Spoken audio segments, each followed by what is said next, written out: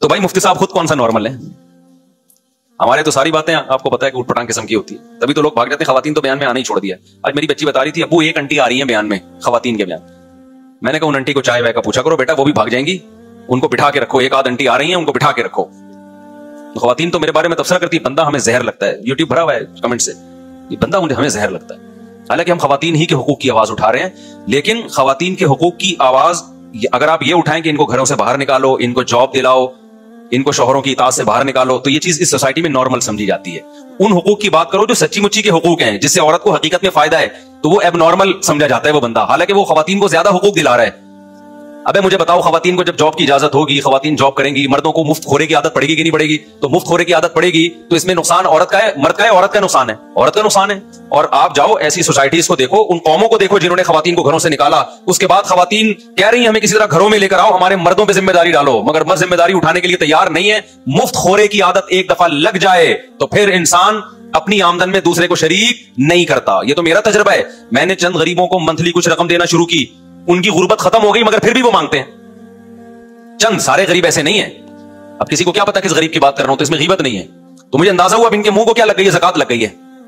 ये बड़ा मसला होता है कि आप किसी के साथ फ्री में ताबन शुरू कर दें, वो हाथ पांव ढीले करके उसी पर एतमाद करके बैठ जाता है। तो हमने लोगों को अपाहज थोड़ी बनाना है। तो फिर मैं उस गरीब से हाथ खींच लेता हूं, तो नहीं मिलेगा भाई। चंद वाकयात है मैं सुनाता, मगर वो गरीब समझ जाएगा कि मेरी बात हो रही है, इसलिए मैं वो वाकयात नहीं सुनाऊंगा। किसी की इंसल्ट करना मकसद नहीं है। अच्छे भले लोग जब मुफ्त में मिलता है ना, तो मुफ्त खोरे के आदी हो जाते हैं वो, इसलिए बहुत बड़ी टेंशन है ये। तो जब मर्द औरत की जिम्मेदारी नहीं उठाएगा और ये चीज कल्चर का हिस्सा बन जाएगी, तो मर्द के लिए दुनिया में सबसे मुश्किल काम बीवी को खिलाना होगा। वो कहेगा जब वसीम की बीवी अपना कमाती है, गफ्फार की बीवी अपना कमाती है, सत्तार की बीवी अपना कमाती है, जमशेद की बीवी अपना खुद खर्चा करती है, और सुबुक्तगीन की वाइफ भी अपना खुद खर्चा कर रही है, तो मैं दुनिया में पागल हूं जो मैं तनख्वाह आधी बीवी को लाके पकड़ा दूं? सारे कर रहे हैं, अभी तो सारे नहीं कर रहे ना, हम भी नहीं कर रहे। हमें पता है यार, मेरा खालाजाद भी अपनी बीवी को अपने खर्चे पे पालता है, मामूजाद भी अपनी बीवी को अपने खर्चे पे पालता है, वसीम भी जो मेरा दोस्त है वो भी अपनी बीवी को अपने खर्चे पे पालता है, और सुबुक्तगीन साहब भी ये काम कर रहे हैं, जमशेद भी कर रहा है, तो मैं भी कर रहा हूं। तो कोई औरत भी समझती है कोई एहसान थोड़ी है, सारी दुनिया खिलाती है, तुम भी खिलाओ, तुम्हारा बाप भी खिलाएगा। खवातीन तो गिरबान पकड़ के शौहर से खर्चा मांगती हैं। अभी मेरे पास एक केस आया, फट्टा ये चल रहा है, औरत कह रही है मियां अपनी आमदन छुपा रहे हैं मुझसे। मैंने कहा मियां से भाई क्यों छुपा रहे हैं अपनी आमदन? उसने कहा मैं क्यों बताऊं अपनी आमदन। मैंने कहा बेवकूफ आदमी आधी बता देता, आधी छुपा लेता। उसको कौन सा वो बैंक स्टेटमेंट जाके देख रही है? सियासत से काम लो, पूरी ना बताओ। 1 लाख है तो बताओ बेगम 50,000 कमा रहा हूं, इसमें झूठ भी नहीं है कि 50 तो कमा रहा हूं ना मैं। तुम्हें अगर ये डर है पूरी बता दी, तो ना बहन पे खर्च करने देगी, ना मां पे खर्च करने देगी, ना सदका करने। बाज औरतें जो मेरा बयान नहीं सुन रही वो ऐसी होती हैं कि वो फिर शौहर अगर पूरी आमदन उनको बता देना तो फिर वो चाहती है पूरी हमें मिले, ना ये अपनी मां पे खर्च करे, ना बहन पे खर्च करे। अब खवातीन कहेंगी हमारे खिलाफ बोल रहा है। आपके खिलाफ नहीं बोल रहा, औरत भी तो मां है ना। मैं कह रहा हूं ये मां पे भी खर्च करे, ये बहन पे भी खर्च करे, तो वो भी तो मर्द थोड़ी है, वो भी बहन है, वो भी तो औरत ही है ना। तो औरत ही के हक की बात कर रहा हूं कि मर्द के माल पे बहुत से लोगों का हिस्सा होता है, जिसमें मां भी है, बहनें भी हैं। वो बेवा तलाक याफ्ता बहन है, उसको भी मर्द खिलाता है। अगर बेगम को सारी आमदन बता देगा, हाथ पांव कटवा देगा, फिर ना मां पे खर्च कर पाएगा। बाज औरतें ऐसी होती हैं, सारी नहीं होती, ना मां पे खर्च कर पाएगा, ना भाई पे बहन पे खर्च कर सकेगा, तो बड़े मसाइल खड़े हो जाएंगे। तो ऐसे मौके पे फिर सियासत ही होती है कि मर्द अपनी पूरी आमदन बेगम को ना बताए। फटा हो रहा है। अब मैं चाह रहा था मर्द को आंख मार के साइड पे ले जाऊं, अबे तू आधी बता ना, जब तू पूरी घर में झगड़े हो रहे हैं इसमें तो कुछ तो बता दे। लेकिन वो इतना नेक कह रहा है नहीं मैं झूठ नहीं बोल सकता, मैं ये सच का हैजा है, ये क्या है? सच का हैजा है। तो झगड़े हो रहे हैं वो बर्दाश्त हो जाएगा, लड़ाइयां हो रही हैं वो बर्दाश्त हो जाएगा, झूठ नहीं बोल सकते ये। हालांकि झूठ भी नहीं है, गोलमोल बात है। तो गोलमोल बात करना किसी पे जुल्म करने के लिए जायज नहीं है, लेकिन एक मसलहतन सियासतन, ताकि इस घर में सुकून का माहौल पैदा हो जाए और आप अपनी मां बहनों को भी खिलाते रहो, उसमें गोल बोल बात करना शरीयत में क्या है? जायज है। और नबी सल्लल्लाहु अलैहि वसल्लम का हुक्म भी है ये।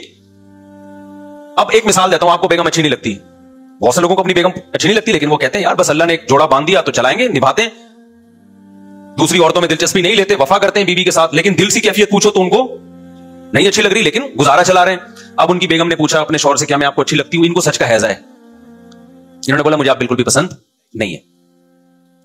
और फट्टा मेरे पास आए कि औरत कहे कि मेरा शौहर मुझे कहता है कि आप मुझे अच्छी नहीं लगती। तो मैं शौहर से पूछूंगा भाई तू बोला अगर अच्छी लगती है तो आप बोलो। शौहर बोले कि मैं सच बोलता हूं, मैं झूठ नहीं बोलता, तो मेरा दिल चाहेगा मैं इसको किनारे पे लेके तबीयत से धोऊं।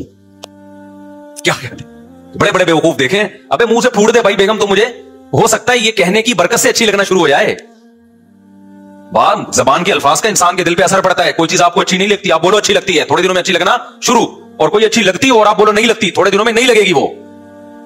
नहीं, यही बात मेरा ख्याल है। इसकी मैं एक मिसाल देता हूं। امام مالک رحمہ تعالیٰ نے حدیث پڑھی کہ نبی صلی اللہ علیہ وسلم کو کدو بہت پسند تھا. ایک شخص نے کہا مجھے کدو پسند نہیں ہے.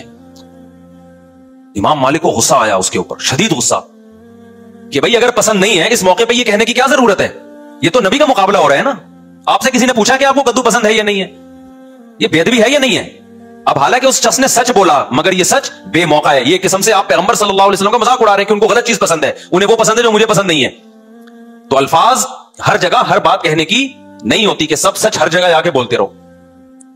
وہی ہے نا, وہ سچ بول دیا تھا اس شوہر نے اپنی بیوی کے سامنے, آج سے تم میری کائنات ہو, تم میری مسرت ہو, تم میری راحت ہو. وہ تو یہ سمجھ رہا تھا کہ راحت ہو, مسرت ہو, کائنات بھی تم. وہ سمجھی اپنی گرل فرینڈز کے نام بتا کے سچ بول رہا ہے کہ میری کائنات. کائنات بھی نام ہوتا ہے لڑکیوں کا, مسرت, راحت.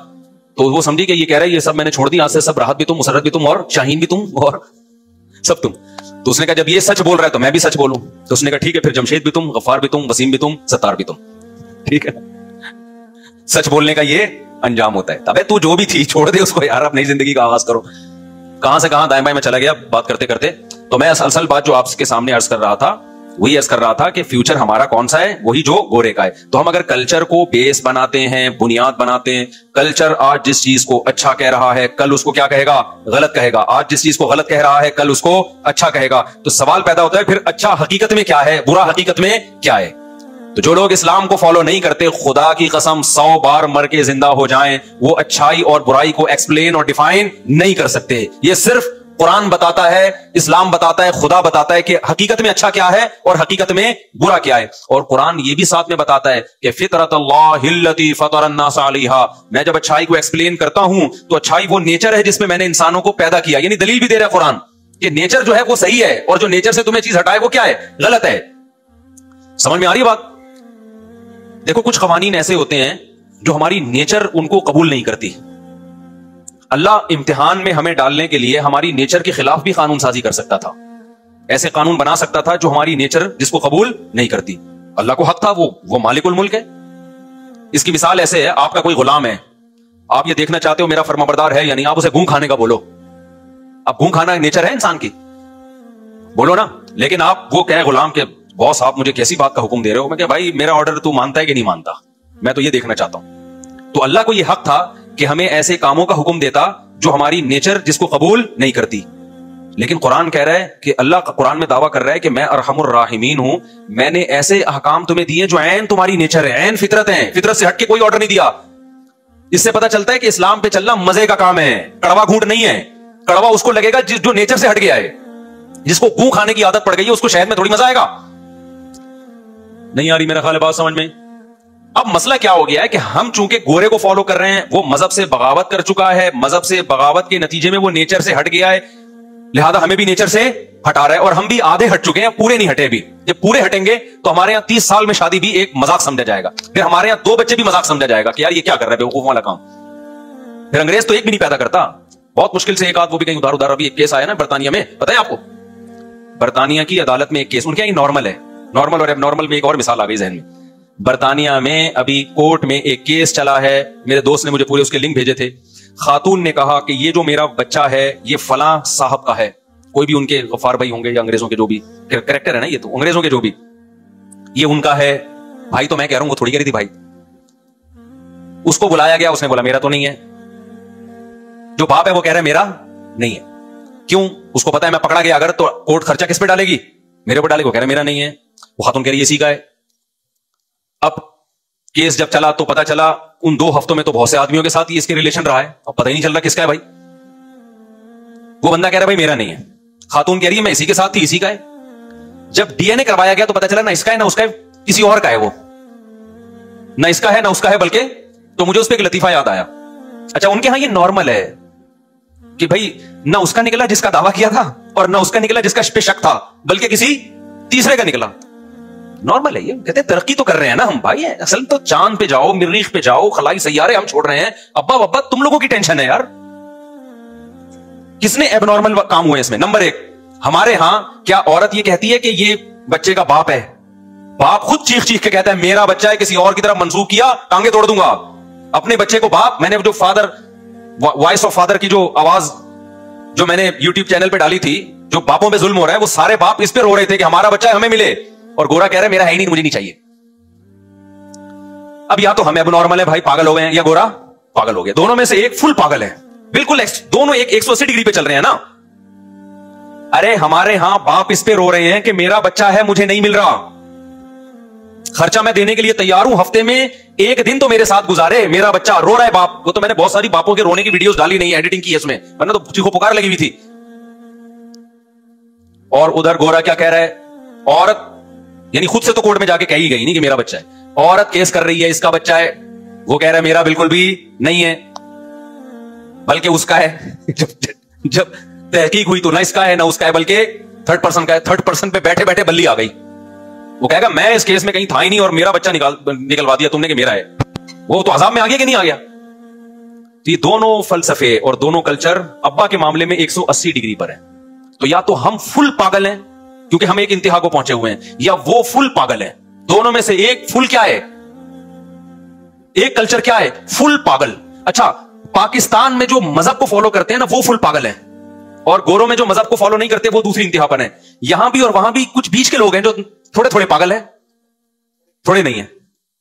आई बात सामने।